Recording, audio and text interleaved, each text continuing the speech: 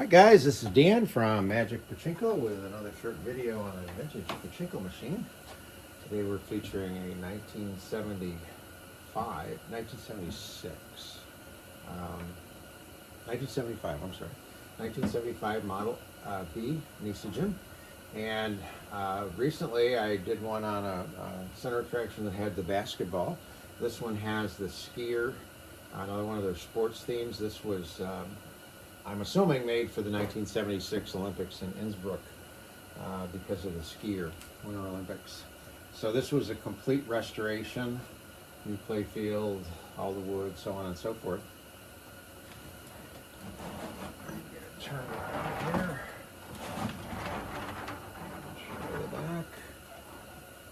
So this is a very typical Model B, quite often missing some covers, which this one is. It's missing the seesaw cover, but it's not a big deal. So we're going to show you how to get this all set up. One thing that I had trouble with this machine, it was interesting, the jackpot arm is right across here. It pivots here and goes up and it goes across. But right in this area here is what's called the exit chute. And at the end of the jackpot arm, there's like a little spoon-shaped piece.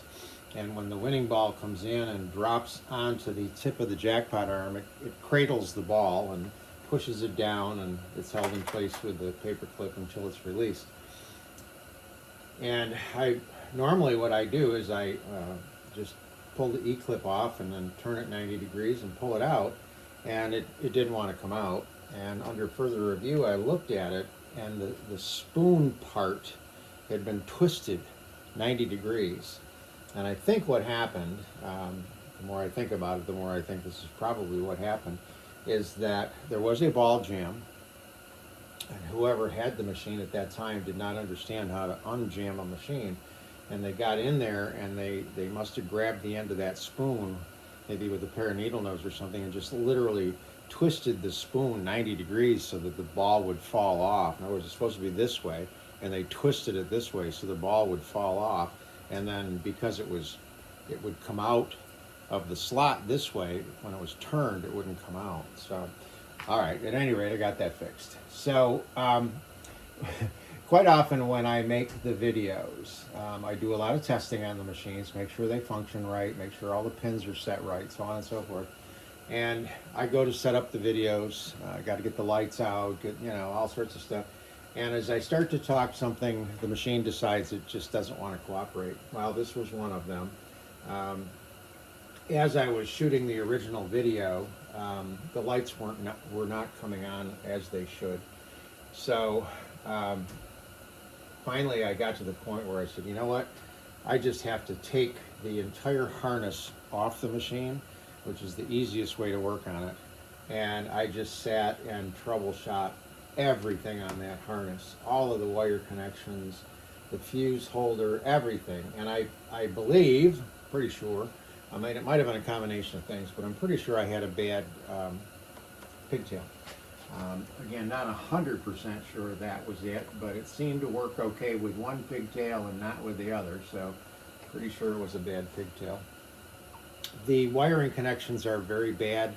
On the original machines. If you're going to work on a machine, I would strongly suggest that you resolder all your wire connections.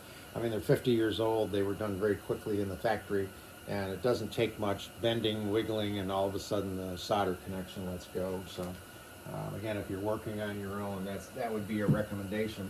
So now we want to get this machine ready for play. First thing you'll do is you'll plug in the 12-volt wall adapter that came with it. And here's the other end of it, and you're going to plug it into the pigtail. And when you do that, you notice up in this corner the ball out light comes on.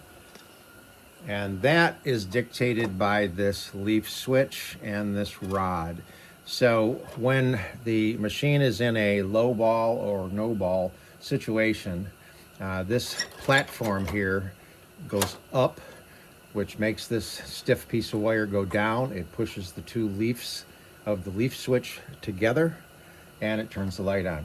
Now, when I start to put balls in here, the weight of the balls is going to push this down. It's going to raise that stiff piece of wire up off the leaf switch, and the light will go off. So that's the proper working of that leaf switch. Now down here, and I don't have the cover on. There's a cover that goes on this. I'll put it on later. This is the jackpot light, and this is dictated by the movement of the jackpot arm. When the jackpot arm gets pushed up like that, it will turn the two jackpot lights on, okay? And again, these are adjustable. If you find for some reason that the lights aren't working like they should, it's a matter of getting the leaves. You want to set the leaves as close together. In this case, the jackpot, you want to set the leaves as close together as you can get them without them touching. So that when the arm, as soon as the arm starts to go up, it turns the lights on, leaves the lights on, and then finally goes out, rather than something like that. It's nice to have the lights be on and then go off. With the ball out light, it really doesn't matter. As long as they touch in this situation and they separate in this situation, it doesn't matter how far apart they are. You just want it to be functional. Okay, so we've got it plugged in. First thing you look for is right here, and this is what's called the ball dump latch, and I have it marked with red marker. And there's a little, it's hard to see there, but there's a little red arrow right there. You're going to push that red arrow to the right so that it interlocks here with the other red piece like that. So that's open, that's closed. You want this closed so that the balls go across and into the jackpot. If this is open, then the balls will drop and go out the bottom of the machine and all over the floor, which a lot of people call me and say, I put balls in and they ended up all over the floor. And this is the reason why. They didn't shut the ball latch. So that's the first thing you want to do, is make sure your ball latch is shut. Then you want to take your 500 Pachinko balls, which you should have. As far as I'm concerned, 200 is the absolute minimum to make the machine work once. So 500 is certainly a better amount, but you're going to drop a handful in. And if your machine is set up properly, they'll leave the upper hopper, go across the upper feed track into the turnaround, across the lower feed track into the jackpot, and that's where they stop. And then as I continue to put more balls in, they'll just start to fill this whole system.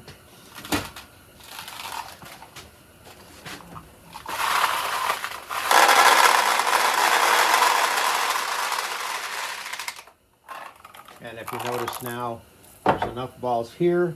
This gets pushed down, it lifts up off of the switch, and the ball out light is off now. So we've got the machine properly loaded. The second thing, third thing actually, first thing, second thing, third thing is you're going to check your seesaw. The seesaw is this piece of white plastic. It sits in there on an angle like this. It will tip during operation, but to start you want it tipped up like this. If it's tipped down because you don't have the cover on, all you're going to do is tip it up. Machines that have a cover on them, there's a little push rod down here. I have it marked with an arrow, and you just simply push up, and it brings the seesaw up. Okay, so this is the way that a Pachinko machine works. Any ball that comes in as a win gets captured in the confines of this clear plastic piece. It drops to a ramp. The ramp runs it down right into the end of the seesaw. The weight of the ball then tips the seesaw. The ball rolls out and rolls right onto the tip of the jackpot arm. It gets pushed down to the bottom of the jackpot, the exit chute. At the same time, this gets lifted up and this opens. It opens up the bottom of the jackpot and lets the 14 winning balls drop and go out. When they drop and hit, it will then reset the seesaw, and the whole system resets itself, the jackpot fills back up, and you're ready to go for another win. So when you're playing and you get a win, you get a win, you get a win, the machine pays out, everything's fine. If you get a win and the machine does not pay out, that's your cue to stop. Don't play anymore, don't launch any more balls, because if you do, and you get another win, all you're going to do is create a bigger jam. So typically what happens on the Model Bs is either this didn't reset and there'll be a ball right here waiting to come into the seesaw, and it's just a matter of going like that, and the ball will go in and it'll cycle. or a ball will come down and get down to the bottom of the exit chute and won't release. And that's probably what happened to this machine initially, and the person didn't realize all you have to do is lift up on the paper clip here, and it will create the space necessary to let the ball out. If it doesn't, you may have to just grab, well, there's going to be a cover here. You can go right in here and wiggle, just wiggle the jackpot arm, and that should give the jackpot arm enough space to drop and let the ball out. So again, playing and you don't get a win, stop playing, fix the jam, and then continue to play. Okay, so we're all set. Seesaw's up, ball is loaded. Let's swing this kid around and see machine in action. So now you're going to take the balls that you as a player put in the machine. Now when you launch a pachinko ball, the proper way to do it is put your fingers underneath here on the finger rest, bring your thumb all the way down and just let it roll off your thumb, and that will launch a ball. Now you're going to need something similar to this on the back side of your machine, because the losing and winning balls actually will drop out of the machine. So you need something back there. It doesn't have to be anything fancy. It can be a shoebox, whatever. So all the way down and let go.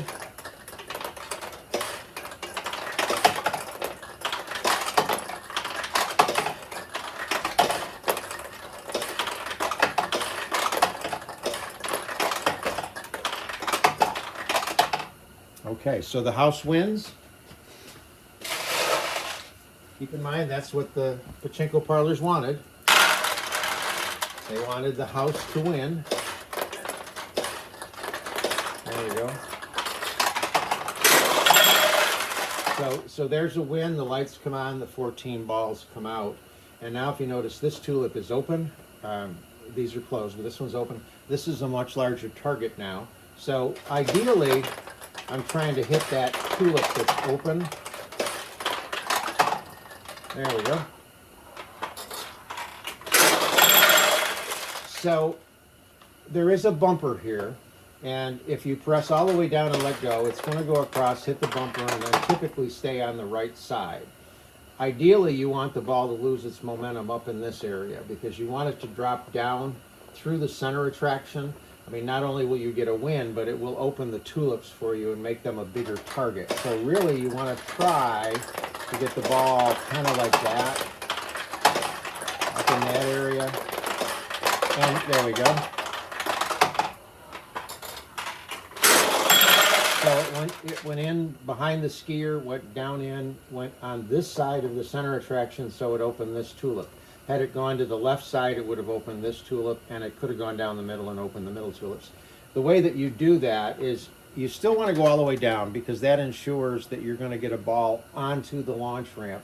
But if you just let go, it's going to go all the way to the right. So press down to make sure it loads, and then let off just a little more than that. And then you can start to get used to controlling where the balls go. So I can get them to go up on the left-hand side, I can get them to go up in the middle, and on the right-hand side, like that, okay? Now you can launch balls as fast as you want. Just make sure that you're going through a full launch cycle every time.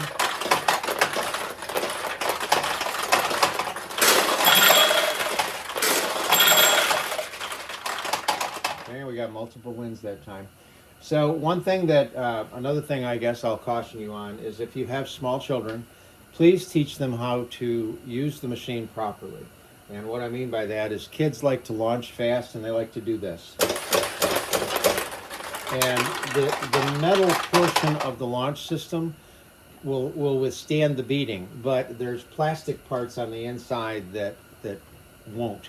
So try to teach young ones to launch balls the way that they should, and again, you can launch them very quickly.